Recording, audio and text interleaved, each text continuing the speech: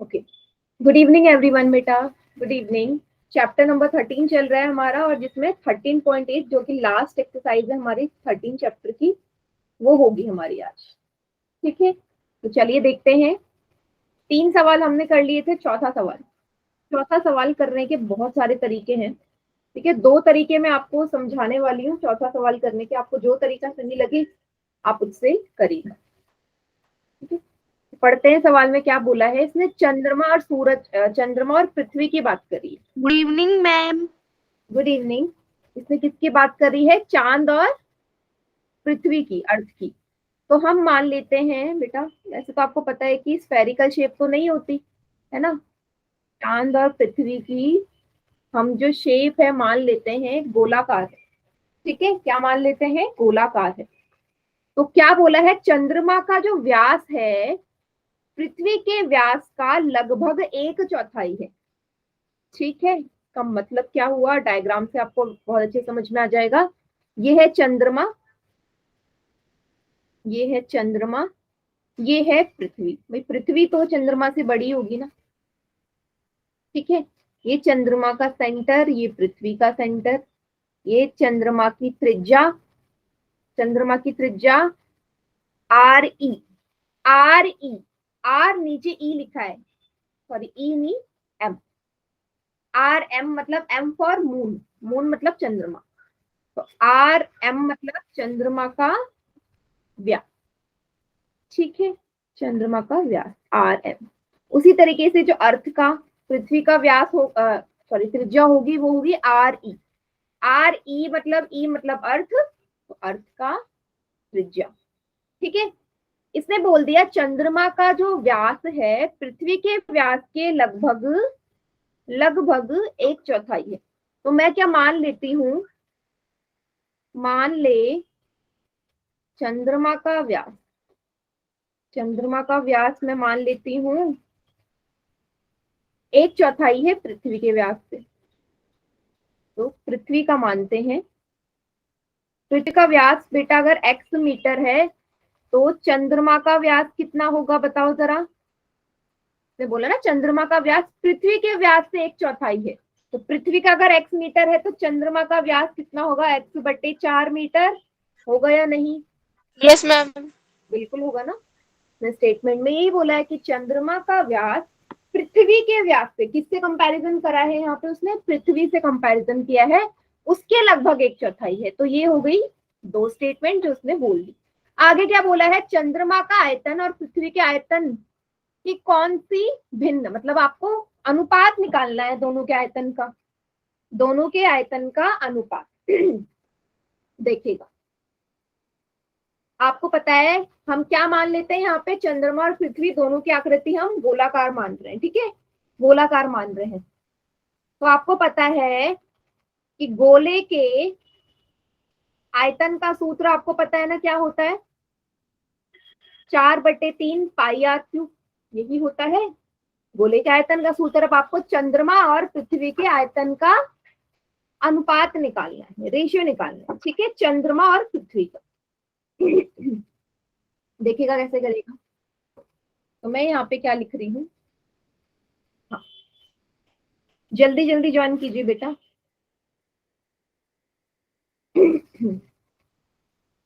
मैं सबसे पहले निकाल रही हूँ यहाँ पे, देखिएगा बेटा, पृथ्वी की त्रिज्या। बेटा अगर पृथ्वी का व्यास x है तो पृथ्वी की त्रिज्या x/2 होगी या नहीं? पृथ्वी का व्यास अगर x मीटर है तो पृथ्वी की त्रिज्या व्यास का आधा होती है, तो इसका मतलब x/2 होगी। व्यास x है उसका आधा। ठीक है, सेम यहाँ पे चंद्रमा का व्यास भी निकाल लोगे, चंद्रमा सॉरी चंद्रमा की त्रिज्या भी निकाल लोगे। चंद्रमा का व्यास x/4 है, तो बेटा इसकी जो त्रिज्या होगी वो कितनी होगी?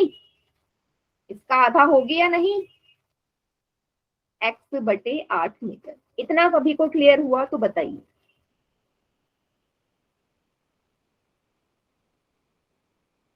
x/8 होगा। भाई चंद्रमा का व्यास x/4 है, तो चंद्रमा की त्रिज्या इसका आधा होगी, आधा मतलब 2 से ही तो भाग करोगे नीचे, भाई व्यास को 2 से भाग करती है तो 2 और 4 के साथ गुणा हो जाएगा। आपको दोनों चीज मिल गई, बस हो गया क्वेश्चन सॉल्व। कैसे करोगे अब आगे? आगे आप लगा दोगे दोनों के आयतन का सूत्र। ठीक है, आप निकालो पृथ्वी पृथ्वी का आयतन, या आपको चंद्रमा और पृथ्वी का निकालना है ना? चंद्रमा या पृथ्वी, या पृथ्वी और चंद्रमा का? चंद्रमा का आयतन पृथ्वी के आयतन से, पृथ्वी से कंपैरिजन करना है। पृथ्वी का आयतन अनुपात चंद्रमा का आयतन, ये दोनों का अनुपात निकालना है ना। सूत्र आप सभी को पता है, क्या होता है? 4/3 पाई आर, पृथ्वी के आयतन के लिए एम मैंने यूज करना है ना। एम मतलब पृथ्वी का पृथ्वी की त्रिज्या, और इसका 4/3 पाई आर ई क्यू। ई मतलब, और यहाँ ई आएगा, यहाँ एम आएगा, यहाँ ई आएगा अर्थ और यहाँ आएगा एम। ये चीज सभी को क्लियर है भाई? दोनों का जो सूत्र है उसमें तो कोई चेंज नहीं होगा ना, बस कहाँ चेंज आएगी? त्रिज्या में चेंज होगा, दोनों की त्रिज्या में परिवर्तन होगा ना। एक जगह आर ई है, ई मतलब अर्थ, एम मतलब मून, ठीक है। बस यहां से क्या कर दीजिए, दोनों चीज को काट दो। 4/3 पाई से 4/3 पाई कट गया, दोनों जगह 4/3 पाई है, काट दो, क्या बच गया? आपका बच गया ये आर ई की घात 3 आर एम की घात 3। अब देखो बेटा, पृथ्वी की त्रिज्या कितनी है, यहाँ पुट कर दो, x/2 है, इसकी घात 3। चंद्रमा की त्रिज्या कितनी है, x/8, इसकी घात 3। इसको आगे सॉल्व करोगे तो क्या लिखोगे? x/2 का घात 3 मतलब x/2 गुणा x/2 गुणा x/2 लिख सकते हो ऐसे, या आप इसे ऐसे भी लिख सकते हो।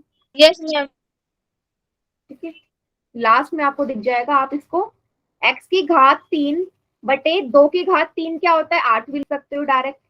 ये हो गया x की घात 3 बटे 8 की घात 3 को क्या लिखोगे, 8 गुणा 8 गुणा 8। हाँ या ना? यहां तक समझ में आया? एक बार देख लीजिए सभी बच्चे। x/2 की घात 3, x/2 की घात 3 का मतलब है x की घात 3, 2 की घात 3 क्या होता है, 8 होता है। काट दो, जो संख्या कट रही है 8 से 8 कट गया, x की घात 3 से x की घात 3 कट गया, तो ऊपर तो 1 बचा, यहाँ नीचे क्या बचा, 8 अट्ठे 64, 8 हाँ 64 हो गया बेटा, यहाँ पे 8 अट्ठे 64, क्या कर दो, क्रॉस मल्टीप्लाई कर दो, क्या आ गया, 64/1। 64/1 का क्या मतलब हुआ बेटा, जो पृथ्वी का जो आयतन है वो चंद्रमा के आयतन से 64 गुना ज्यादा है। पृथ्वी का आयतन चंद्रमा के आयतन से कितना गुना ज्यादा है, 64 गुना ज्यादा है। ठीक है, क्योंकि 64 किस तरफ आया है, ये पृथ्वी की तरफ आया है, और ये जो 1 है ये चंद्रमा का है। क्लियर सभी को? Yes ma'am. या आप यहाँ से ये भी बोल सकते हो कि जो चंद्रमा का आयतन है वो पृथ्वी के आयतन से 1/64 हिस्सा है, 1/64 वाली। दोनों में से कोई भी चीज आप बोल सकते हो। किसी को कोई डाउट वगैरह यहाँ पे बेटा? देखो यहाँ पे हर चीज आपको माननी पड़ेगी, हर चीज आपको एज्यूम करनी पड़ेगी, बिना माने नहीं होगा, क्योंकि सवाल में आपको सिर्फ एक चीज दी गई है, व्यास के बारे में, और कुछ नहीं। मैम फिर से समझाना है। फिर से समझा दूं? देखिए, देखो आप इसको दूसरे तरीके से भी कर सकते हो। देखो यहाँ तक तो आपको मानना ही पड़ेगा, मैंने क्या बोला आपको, मैं ऐसे भी समझाती हूँ। आपको ये पता चल गया ना बेटा, आपको ये पता है पृथ्वी का व्यास बेटा x मीटर है ना? तो पृथ्वी की त्रिज्या कितनी हो जाएगी, x/2 मीटर। ये पहली बात होगी पृथ्वी के लिए। अब उसने बोल दिया चंद्रमा के लिए। चंद्रमा के लिए उसने क्या बोला कि चंद्रमा का व्यास, स्टेटमेंट में लिखा है पृथ्वी के व्यास का 1/4 हिस्सा है। इसका 1/4 मतलब x/4। तो बेटा चंद्रमा की त्रिज्या कितनी हो जाएगी? अब इसका भी आधा कर दोगे। आधा मतलब 2 से ही भाग करना है ना, यहाँ पे भी 2 से भाग कर है, तो कितना आ जाएगा? x/8 metre. ये दूसरी चीज। ये चीज अगर क्लियर है तो आपको सवाल समझ में आ जाएगा। इतना बताओ, इतना समझ में आया सभी को? Yes ma'am. Yes ma'am. अब आप चाहे तो डायरेक्ट फॉर्मूले में रख सकते हो, नहीं तो कैसे कर सकते हो, एक बार पृथ्वी का आयतन निकाल लो और उसके बाद चंद्रमा का आयतन निकाल लो, आपकी मर्जी। लेकिन ज्यादा बेटर क्या है कि आप दोनों का एक साथ रख दो। पृथ्वी का आयतन, पृथ्वी का आयतन, क्योंकि उससे मेरा ना क्वेश्चन थोड़ा सा वो हो जाएगा, और चंद्रमा के आयतन का अनुपात, या बट्टे कर लो। चंद्रमा का आयतन, बेटा पृथ्वी के आयतन का सूत्र मैंने आपसे बोला, इसको गोला मानना है। 4/3 पाई, चलो पृथ्वी को आप चाहो तो RE और RM से कंफ्यूजन हो रहा है, तुम पृथ्वी का आयतन मान लेते हैं बड़ा R। बड़ा R मतलब पृथ्वी बड़ी है तो बड़ा R मान लो, और चंद्रमा के लिए भी सूत्र ही रहेगा, यहाँ पे छोटा r मान लो। भाई दोनों की त्रिज्या अलग है ना, तो दोनों की जगह हम RR नहीं लिख सकते। बड़ा R मतलब पृथ्वी के लिए, क्योंकि पृथ्वी की त्रिज्या बड़ी होगी, क्योंकि पृथ्वी बड़ी है। छोटा r मतलब चंद्रमा का r, क्योंकि चंद्रमा छोटा है, उसका त्रिज्या भी छोटा होगा। चलिए 4/3 पाई, 4/3 पाई दोनों जगह है वो कट जाएंगे, सेम है। क्या बच गया आपका? आपका बचा r⁻3/r⁻3। अब करना क्या है, इनकी वैल्यू आपको दे रखी है, पुट कर दीजिए। बड़ा r मतलब पृथ्वी की त्रिज्या कितनी है? x/2⁻3 बटे चंद्रमा का r कितना है? x/8⁻3। यहां तक सभी को क्लियर हुआ क्या किया मैंने? देख लीजिए एक बार, आया समझ? ठीक है, और जैसे हम करते हैं क्वेश्चन, क्या हो जाएगा? x⁻3 मतलब पूरा x⁻3, 2⁻3, देखो ऊपर वाले को मैं सॉल्व कर रही हूँ अलग से। 2⁻3 देखो, x/2⁻3 का क्या मतलब है बेटा? x⁻3 होगा, 2⁻3 8 होता है, तो ये आ जाएगा। ये ऊपर वाले को सॉल्व करके सेम नीचे x⁻3 8⁻3, इसको सिंपल लिखो 8 × 8 × 8, क्योंकि वो कैंसिल हो जाएगा 8 से, तो इसलिए मैं इसे ऐसे नहीं लिख रही। क्या करते हैं, लास्ट वाला ऊपर वाले के साथ गुणा हो जाता है, और चौथा वाला, तीसरा वाला दूसरे के साथ। तो क्या लिख सकते हो? x⁻3 गुणा 8 × 8 × 8 ऊपर चले जाएगा, और ये 8 × x⁻3 एक साथ आ जाएगा। ये स्टेप सभी को क्लियर? लास्ट वाला सबसे ऊपर वाले के साथ चले जाएगा, और जो तीसरा वाला है वो दूसरे वाले के साथ चले जाएगा, मल्टीप्लाई। ये स्टेप क्लियर होना चाहिए। अगर अभी भी किसी बच्चे को नहीं आया तो देखो, अगर मैंने लिखा 1/2/3/4, तो सॉल्व कैसे करोगे? बहुत मुश्किल नहीं है। लास्ट जो है ये ऊपर वाले के साथ भेज दो, 4 × 1, और जो तीसरा और दूसरा है ये एक साथ आ जाए, ऐसा हो। ठीक है, ये रूल याद कर लेना। सेम यही चीज मैंने यहाँ पे की, सेम यही चीज मैंने चंद्रमा और सूरज वाले में कर रखी है। ठीक है, ये कर दी मैंने। अब x⁻3 से x⁻3 कट गया, 8 से 8 कर दिया, 8×8 64, नीचे है 1, है ना? तो क्या लिख सकते हैं आप इसे? 64:1। अब 64 किसका आएगा? ऑब्वियसली पृथ्वी बड़ी है तो पृथ्वी का अनुपात, पृथ्वी का जो त्रिज्या है या पृथ्वी का जो आयतन है वो ज्यादा होगा ना, तो पृथ्वी का आयतन चंद्रमा के आयतन से 64 गुना ज्यादा है। और अगर चंद्रमा के हिसाब से देखो तो क्या बोलोगे कि चंद्रमा का आयतन पृथ्वी के आयतन से, या पृथ्वी के आयतन के 1/64 हिस्सा है। ठीक है, दोनों तरीके से स्टेटमेंट बदल जाएगी।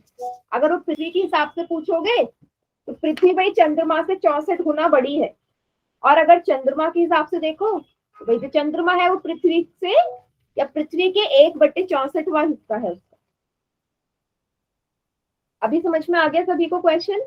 नोट डाउन कर लीजिए, अगर कोई डाउट है यहाँ तक तो पूछिए।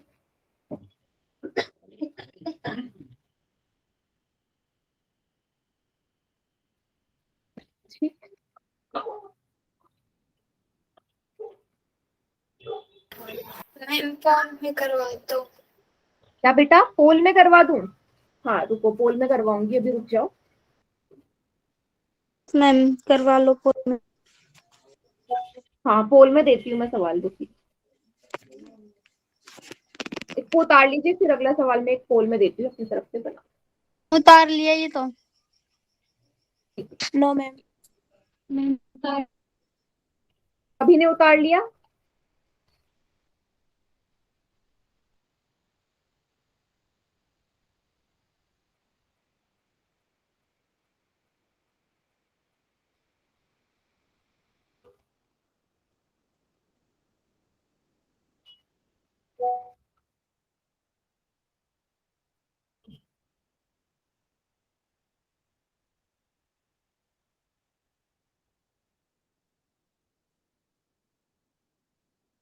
चलिए, एक क्वेश्चन दे रही हूँ मैं आपको पोल में,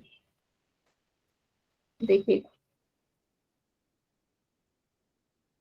सवाल है ये आपका, इस एक्सरसाइज से है कि आपको त्रिज्या निकालनी है।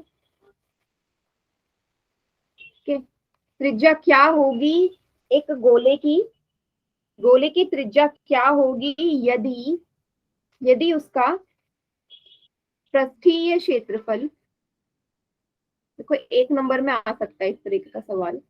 पृष्ठीय क्षेत्रफल है 154 सेंटीमीटर स्क्वायर, तो त्रिज्या क्या होगी? समझ गए सवाल? भाई एक गोले की त्रिज्या क्या होगी यदि उस गोले का पृष्ठीय क्षेत्रफल 154 सेंटीमीटर स्क्वायर है?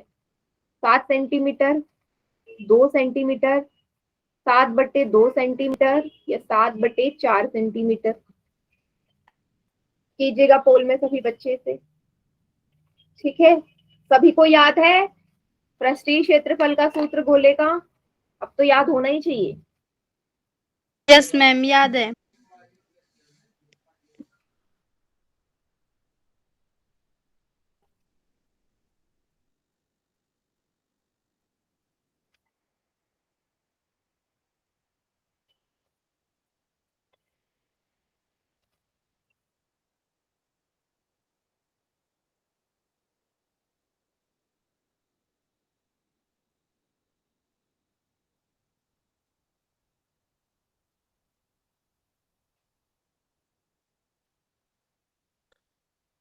हेलो।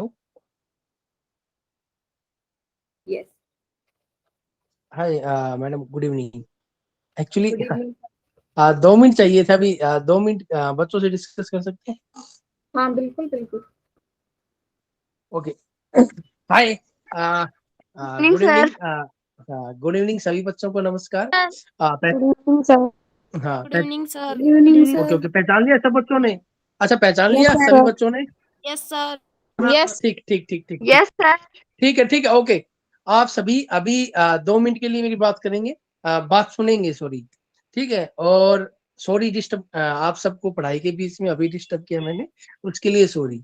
ठीक है, देखो बेटा, आज जैसा कि आप सब लोगों को पता है कि आपकी 9th क्लास की नींव की आज की लास्ट क्लास है आपकी। ठीक है, बट जैसा मैं स्कूल के विजिट के दौरान आपको बताया था कि अलग अलग लेवल करके अलग अलग अगली क्लास, यानी कि अगले साल अगले सेशन में जब अप्रैल में आप स्कूल में जाओगे तो भी हम रेगुलर आप लोगों की क्लास लगाएंगे। ठीक है, तो इस साल सारे बच्चे अप्रैल या मई से जुड़े हुए हैं हमारे साथ, उन सभी बच्चों का बहुत बहुत धन्यवाद, है ना। तहे दिल से धन्यवाद सभी बच्चों का, और आपके मम्मी पापा का, आपके टीचर्स का। ठीक है, सभी का धन्यवाद। देखो, आपके फोन में रिचार्ज नहीं है तो घर वाले रिचार्ज करते हैं। आपके पास फोन अवेलेबल नहीं है तो आप दूसरी जगह पे करते हैं। कुछ बच्चे, जिन बच्चों के पास फोन है, उनको बुला करके अपने पास करवाते हैं। ठीक है, ऐसे सभी बच्चों का धन्यवाद, सभी पेरेंट्स का, सभी टीचर्स का धन्यवाद। ठीक है। हाँ, आप सब लोगों के दिमाग में कुछ क्वेश्चन आ रहा होगा कि सर ने कहा था कि ट्रॉफी देंगे या कुछ गिफ्ट बांटेंगे। ठीक है, सर स्कूल में नहीं आए। ठीक है, जैसा मैंने कहा था बेटा, आपका जैसे ही एग्जाम खत्म होंगे, एग्जाम खत्म होने के बाद मैं आपके स्कूल में आऊंगा, विजिट करूंगा, और आपको जो ट्रॉफी है, गिफ्ट है, अगले साल कैसे आपकी क्लास चलेगी, वो सब कुछ मैं डिस्कशन करूंगा। ठीक है, लेकिन अभी आप सब लोगों को क्या करना है, आपका एग्जाम है, आपके एग्जाम की अच्छे से तैयारी करनी है, उसमें मार्क्स अच्छे से लेके आना है। लेकिन आज का सबसे इम्पोर्टेंट काम आपको ये करना है, क्लास में जाने से पहले, ठीक है, लास्ट में सभी लोगों, सभी बच्चे सविता मैडम को थैंक यू बोलेंगे। देखो पूरी साल कितनी मेहनत से उनको करवाया है। देखो मैं स्कूल में आया, आपको एक बार क्लास में ला सकता हूँ, ठीक है, लेकिन मैथ सब्जेक्ट में और मैं गोत अल्लाह और बागो दोनों स्कूलों में 80% लगभग स्ट्रेंथ रही है, ठीक है। और स्ट्रेंथ अच्छी रही है, उसका कारण यही है कि मैडम आपको अच्छे से पढ़ा रही है, बहुत ज्यादा अच्छी अच्छी एक्टिविटी करवा के पढ़ा रही है, ठीक है। तो सभी बच्चे आज क्लास में जाने से पहले मैडम को थैंक यू बोलेंगे, ठीक है। और कोशिश रहेगी कि अगले साल भी मैडम आए, आपको पढ़ाए, ठीक है, यही मैम सविता मैम करवाए अच्छे से, ठीक है। तो सभी बच्चों का बहुत बहुत धन्यवाद। स्मिता मैम है, आपका धन्यवाद मैडम, आपने पूरे साल बच्चों को जोड़ के रखा, एक साथ रखा, ठीक है, मुझे ज्यादा मेहनत करने की जरूरत नहीं पड़ी, ठीक है। और थैंक यू सो मच सभी पेरेंट्स का, सभी टीचर्स का। मिलते रहेंगे, ये ग्रुप आपका एक्टिव है। मैडम भी अगर आपको कोई दिक्कत आए, परेशानी आए तो मेरे पास भी कॉल कर सकते हैं, और मैडम के पास भी कर सकते हैं। अवंती की टीम आप सबके लिए हमेशा तैयार रहेगी, ठीक है। आपके उज्जवल भविष्य की हम कामनाएं करते हैं, और आप सभी अच्छे मार्क्स लेकर के 9th क्लास से 10th क्लास में आएंगे, ठीक है बेटा। थैंक यू सो मच, सभी को बहुत बहुत धन्यवाद, एंड सॉरी डिस्टर्ब किया बीच में आपको। Thank you. Thank you sir. Bye sir. Good evening ma'am. Good evening बेटा, गुड इवनिंग। चलिए, तो जैसा ही सर ने बोला था, देखो सबकी गुड मेहनत है, इवनिंग। मेरी, आपकी और सर की, सभी की, है ना, सबकी है, किसी भी एक की ज्यादा नहीं है, सबकी बराबर की है। ओके, तो सभी को अगले साल, मतलब अगले साल नहीं, मैम इसी कर साल दिया से हमने तो। हाँ, मैम एक इसी मिनट, तरीके से मेहनत कितने करनी। बच्चों का सही है? बेटा 5 में से 2 ही बच्चों का ठीक है। अभी सवाल समझ में नहीं आया क्या? 7/2 लिखा है, 7/4 लिखा है, 7 लिखा है और 2 लिखा है। कितने बच्चों का सही है? 2 बच्चों का सही है बस, 5 में से सिर्फ 2 ही बच्चों का।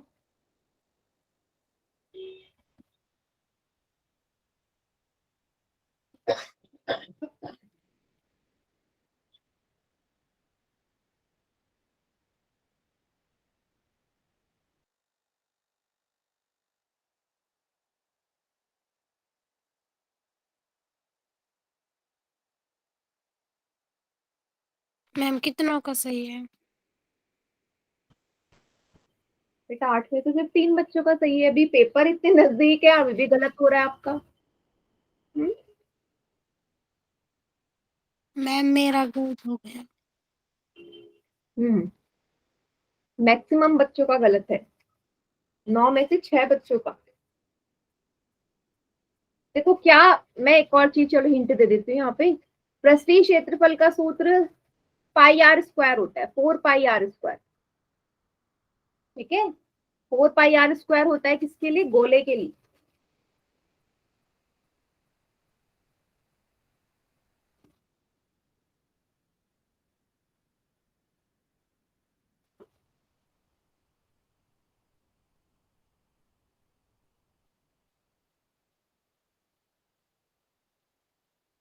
बारह में से 5 बच्चों का ठीक है, 7 बच्चों का गलत है। मैम एक मिनट, फोन आ रहा है। कोई बात नहीं बेटा, कर लो इसको।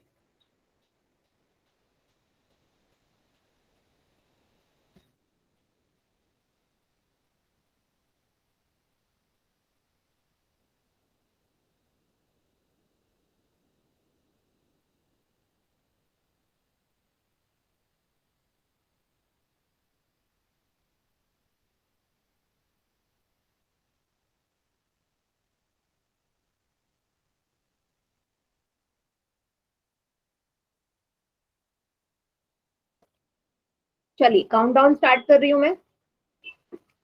5 4 3 2 1। चलिए, बाकी चैट सेक्शन में करिए जरा, कैसे ये ऑप्शन लगा रहे हो आप लोग? ए तो नहीं है इसका आंसर। ऐसा सवाल 1 नंबर में आ सकता है। 1 नंबर में आ सकता है ऐसा सवाल इस टाइप का। देखो बेटा, पृष्ठीय क्षेत्रफल का सूत्र गोले का क्या होता है? गोले का 4πr²। Yes, 4 pi are square क्षेत्रफल बराबर 4 पाई आर स्क्वायर। बेटा अब इसका ही तो मान 154 है, 154 बराबर 4 पाई आर स्क्वायर रखेंगे ना। पाई का मान 22/7, आर का मान निकालना है तो आर की जगह कुछ नहीं आएगा क्योंकि उसी की वैल्यू निकालनी है। क्या होगा, 7 उस तरफ चले जाएगा क्योंकि नीचे वाला भाग ऊपर जाके गुणा होता है, और 4 और 22 नीचे आ जाएंगे, आएंगे। ऐसे लिखोगे, बार बार यही करते आते हैं हम। 2 से काट दो, 2 एकम 2, 2 एकम 2, 2 सत्ते 14, 2 सत्ते 14, 11 का पहाड़ा आता है, 11 एकम 11, 11 सत्ते 77। क्या आ गया, आर स्क्वायर बराबर 7 गुणा 7/4। तो आर स्क्वायर, आर बराबर क्या हो जाएगा, स्क्वायर उस तरफ जाके वर्गमूल बन जाएगा। भाई आपको पता है ना, 2 उस तरफ जाके वर्गमूल बन जाता है ना। तो 4 को क्या लिख सकते हो, 4 को लिख सकते हो 2 गुणा 2। 4 मतलब 2 गुणा 2 होता है, बिल्कुल होता है। तो यहां से आर का मान कितना आ गया बेटा, आपको पता है वर्गमूल में दो दो के जोड़े, मतलब दो दो के नंबर्स के जोड़े बनते हैं ना।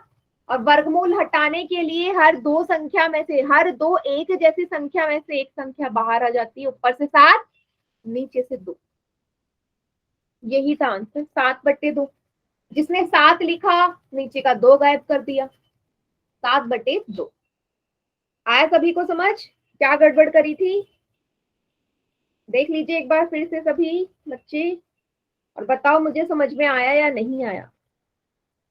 यस मैम, ठीक है, आ गया। Yes ma'am. अच्छा ये जो सवाल मैंने दिया था, ये 7वां सवाल था, 7वें सवाल का पहला पार्ट था। हाँ, 7वें सवाल का पहला पार्ट था। अब इसी में दूसरा पार्ट क्या पूछ लिया गया आपसे, कि आपसे 2 पार्ट पूछे थे। पहला तो आपको बोल दिया त्रिज्या क्या है और पृष्ठीय क्षेत्रफल दे रखा था, और दूसरा पार्ट था इसका भाई आयतन क्या होगा, इस गोले का आयतन। आपको पता है 4/3 पाई आर क्यूब इसका सूत्र होता है। 4/3 पाई का मान 22/7, त्रिज्या 7/2 गुणा 7/2 गुणा 7/2। 3 बार क्यों लिखा, क्योंकि आर की घात 3 है, आर की घात 3 है। तो आर कितनी बार आएगा, 3 बार आएगा। 2 से काट दो, 2 दूनी 4, फिर इस 2 से ये 2, इस 2 से 22 कट गया 11 बार, 7 से कट गया 7, क्या आया 11 गुणा 7 गुणा 7/3। 7 को 7 से गुणा करो, 49/3। 49 को 11 से करो, 1 9 जा 9, 1 4 जा 4, 1 9 जा 9, 1 4 जा 4, 9 10 11 12 13, एक हासिल 539/3। 539/3 सेंटीमीटर क्यूब क्या आ गया, आंसर आ गया। डेसिमल में निकालना है, आप डेसिमल में भी निकाल सकते हो। हाँ हाँ, ठीक है, पोल में मैंने करवा ले, इसके बाद अगले सवाल देखेंगे। तो ये 7वां सवाल था बेटा, क्लियर हुआ सभी को? सेकंड पार्ट तो डायरेक्ट था ना, रेडियस निकाल के फॉर्मूले में पुट कर दो।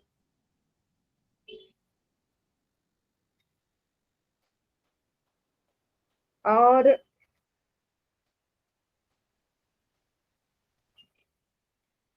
एक और सवाल है इसमें, 9th वाला जो सवाल है ना, उसको करते हैं जरा।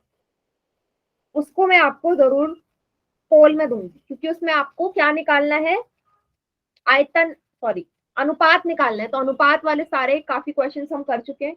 तो देखते हैं 9th वाला सवाल बोल क्या रहा है।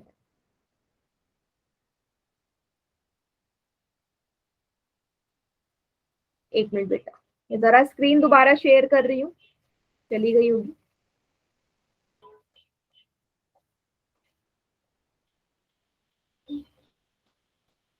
ये बताइएगा स्क्रीन आई या नहीं, आ गई स्क्रीन?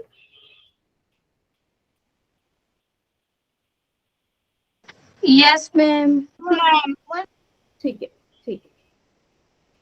हमारे पास तो पहले से ही आ रखी। अच्छा, नहीं मेरी तरफ से चली गई थी ना, इसलिए मैंने पूछा।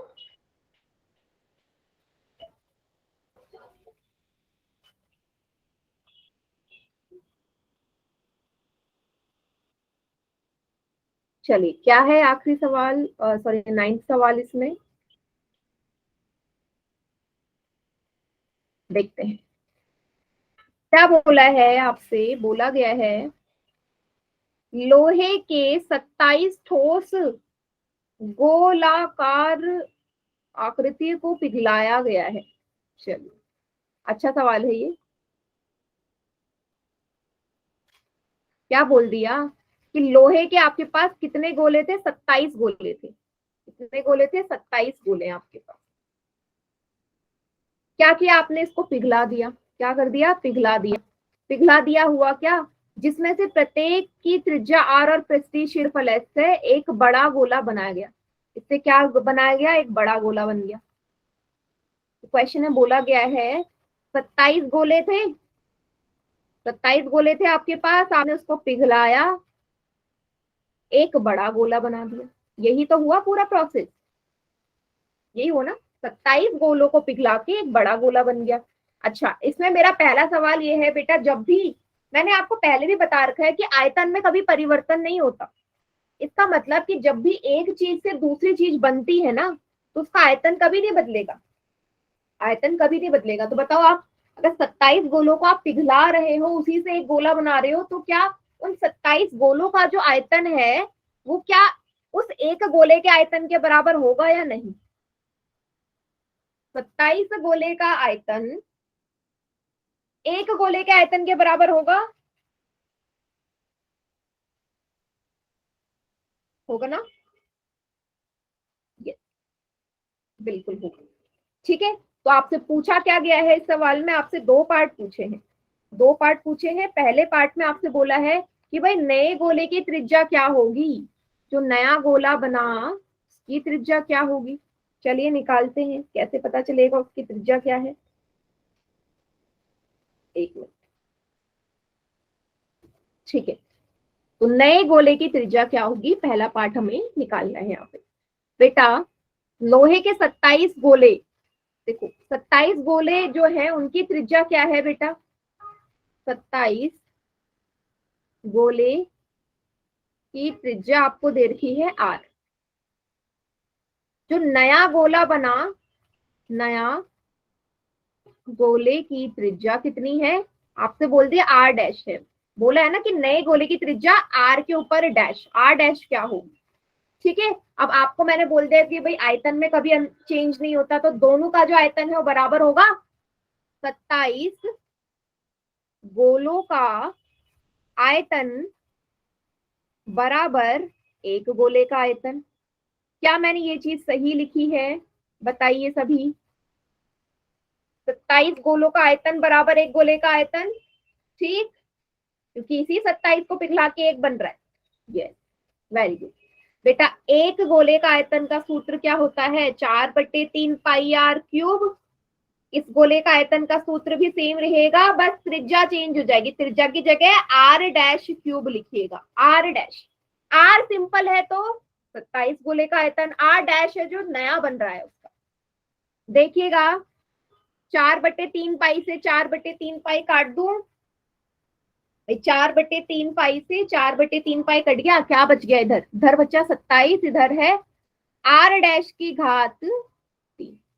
बेटा आर डैश का मान चाहिए। आर डैश क्या आ जाएगा? 3 जो है उसके ऊपर उधर जाके इसका घनमूल बन जाएगा, 3 उस तरफ जाके घनमूल बन जाएगा। बताओ 27 किस संख्या का घनमूल है? जल्दी बताओ।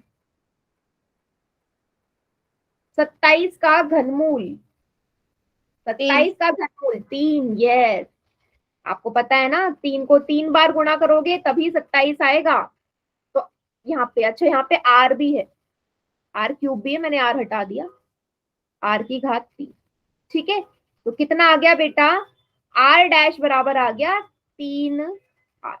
बेटा आर की घात 3, इसका अगर मैं घनमूल निकालूं तो 3 है ना, आर की घात 3 का क्या मतलब हुआ? आर गुणा आर गुणा आर, घनमूल हटा के एक आर तो बाहर आएगा, सिंपल, तो इसलिए ये आर साथ में। समझ गए? इसका मतलब जो नई त्रिज्या आएगी वो 3 गुना होगी, 3 गुना होगी पहले की त्रिज्या से। समझ रहे हो? रिलेशन निकालना भी आना चाहिए। यहाँ से मुझे ये पता चला कि नई त्रिज्या जो आई बड़े वाले गोले की वो 3 गुना होगी, 3 गुना पहले वाले की। अब 3 गुना पहले वाले की कुछ भी हो, मुझे नहीं पता, 4 भी हो सकते, 5 भी, लेकिन जितनी भी होगी उसके 3 गुना होगी। सभी को समझ में आ गया पहला पार्ट? ठीक है, उतार लीजिए, फिर अगला पार्ट आप पोल में करोगे।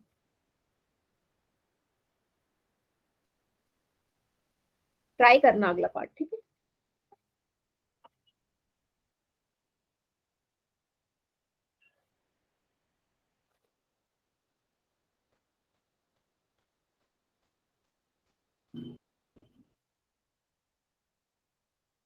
उतर जाए तो सभी बच्चे मुझे बता दीजिएगा, नोट डाउन हो जाए तो।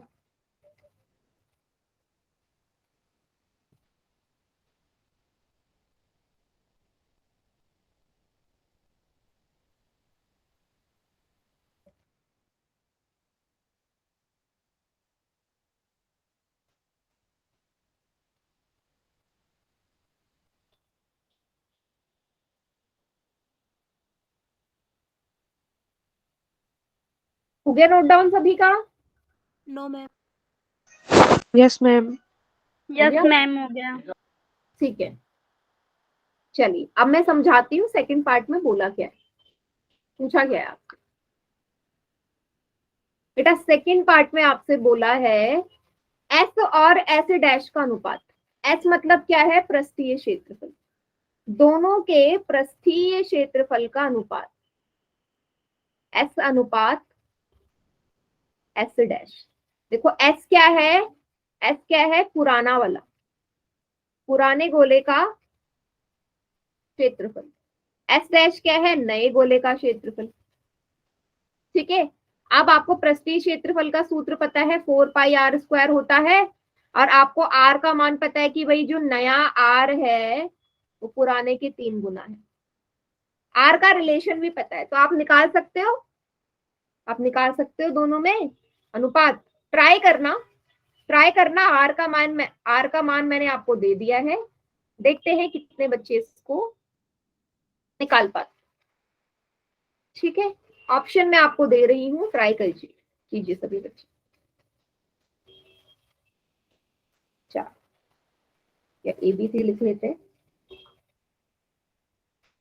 A B C D। बेटा इसका निकालोगे 9:1, 1:9, 4:3 या 3:4, क्या आएगा? एस और एस डैश का देखो दोनों में डिफरेंस होता है, ठीक है? एस और एस डैश का बोला है मैंने, एस डैश और एस का नहीं बोला। मैम कर दिया, ठीक है। हाँ मैम गुड, एकदम करेक्ट है, करेक्ट है। पोल का रिस्पॉन्स नहीं दिखा रहा, कर दिया। पोल का रिस्पॉन्स नहीं दिखा रहा, अब देखिएगा। हाँ मैम। मैम कितने बच्चों का सही है? 3 में से 2 बच्चों का। मैम मेरा भी सही है। मैम मेरा भी।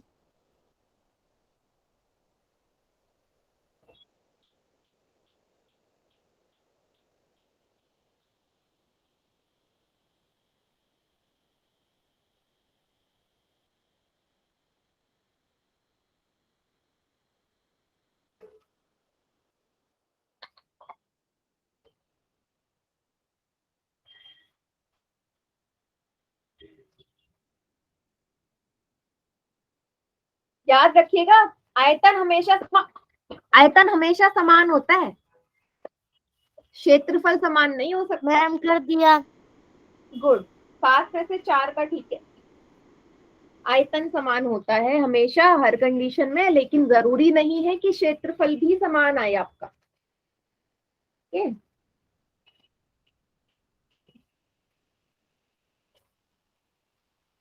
मैम कर दिया, कितनों का ठीक है?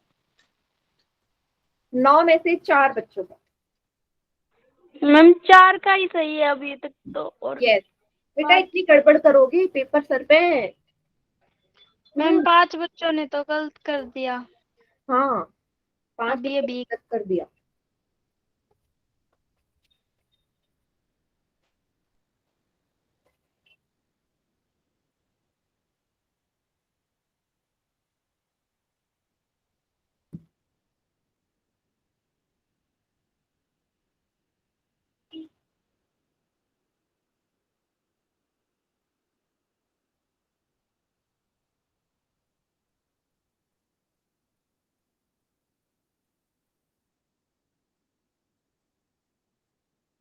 11 में से 6 बच्चों का सही है।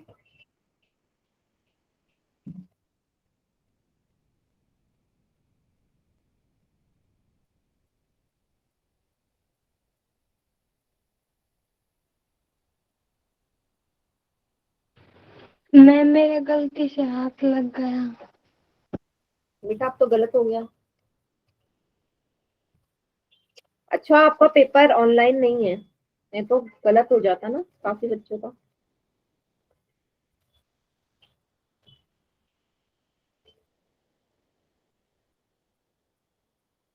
चलिए काउंटडाउन स्टार्ट कर दूं।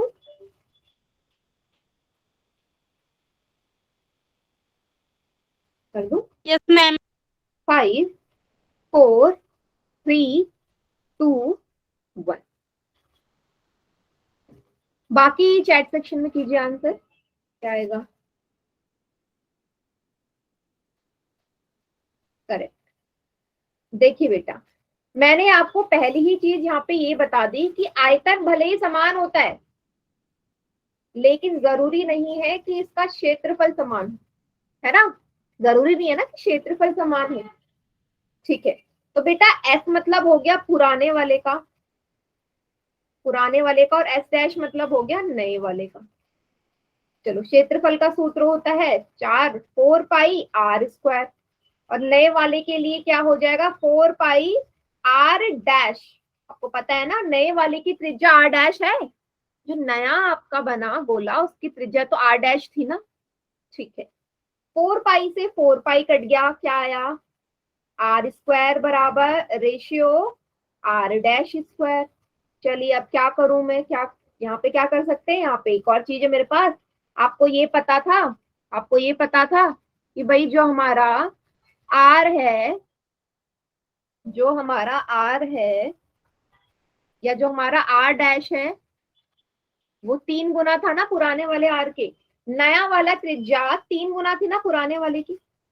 तो जो नया वाला त्रिज्या है इसकी जगह आप 3r लिख सकते हो की घात 2। आर स्क्वायर त्रिज्या रेशियो 3 का वर्ग 9, आर का वर्ग आर स्क्वायर। आर स्क्वायर से आर स्क्वायर कट गया, क्या बचा 1 अनुपात 9। समझ में आया बेटा। आर डैश की जगह मैंने क्या रख दिया 3r रख दिया ना, यहाँ पे रख सकते हैं ना, क्योंकि पहले रिलेशन से मुझे ये पता चल गया था कि जो आर डैश है नई त्रिज्या है वो पुरानी की 3 गुना है। तो जहां पे आर डैश दिखा वो मैंने 3r पुट कर दिया। समझ में आ गया सभी को।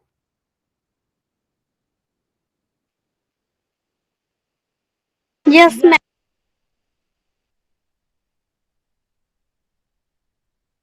एक और दे दो पोल में क्वेश्चन। ठीक है, मैं इस टाइप का एक और सवाल देती हूँ आपको। चलो अच्छा, इसी में अगर आपसे बोलूं कि इसके आयतन, आयतन का अनुपात क्या आएगा, निकाल सकते हैं। नए और पुराने आयतन का अनुपात निकाल सकते हैं सभी। तो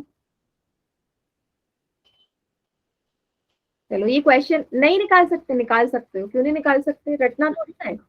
बिल्कुल निकाल सकते हो बेटा, ऐसे मत सोचो कि नहीं निकाल सकते। सेम ऐसे ही करना है, सेम यही करना है। ट्राई करो, नहीं होगा मैं तो करवाऊंगी आपसे, आपको। ठीक है, आपको निकालना है। देखो अगर ये सवाल कर दिया तो इसमें क्या दिक्कत है, सेम वही है। आपको पुराने और नए आयतन का अनुपात निकालना है।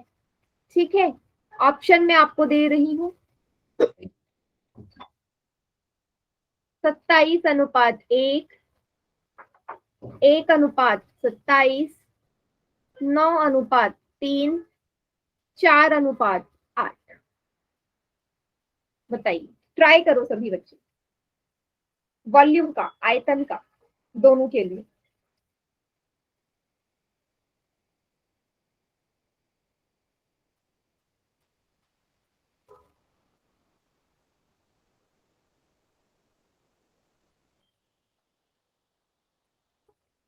मैम कितनों का सही है?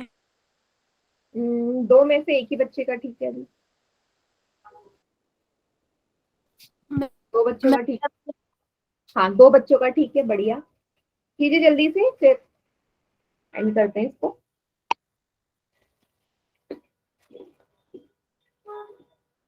मैम कितनों का ठीक है? 5 में से 3 बच्चों का। मैम मेरा तो ठीक है। बढ़िया।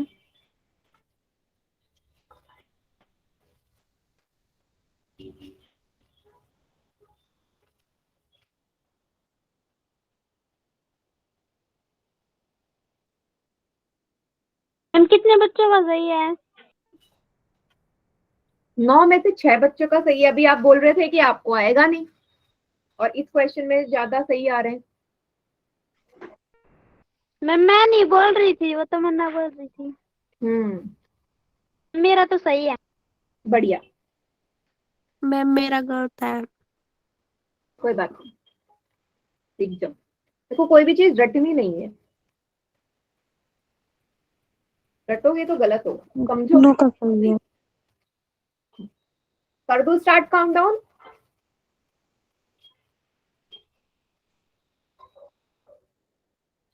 Yes ma'am.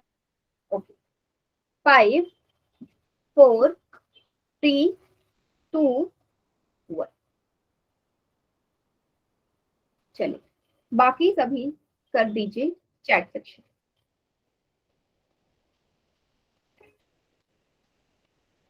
बढ़िया, एकदम करेक्ट। देखिए बेटा, V मतलब हो गया पुराना वाला, पुराना आयतन और नए आयतन का अनुपात। सूत्र तो सेम रहेगा ना, 4/3 पाई r की घात 3। 4/3 पाई r क्या हो जाएगा, इस बार r डैश हो जाएगा, क्योंकि नए वाले का जो त्रिज्या थी वो r डैश है। 4/3 पाई से 4/3 पाई कटेगा, r की घात 3 अनुपात r डैश की घात 3। फिर से वही भाई, r डैश बराबर था 3r के, पहले पार्ट में निकाला था। इसका मतलब r डैश की जगह 3r रख दो, इसकी घात 3, r की घात 3 अनुपात 3 की घात 3 27, r की घात 3, r की घात 3 से r की घात 3 कट गया, 1 अनुपात 27। देखो था या नहीं था इजी?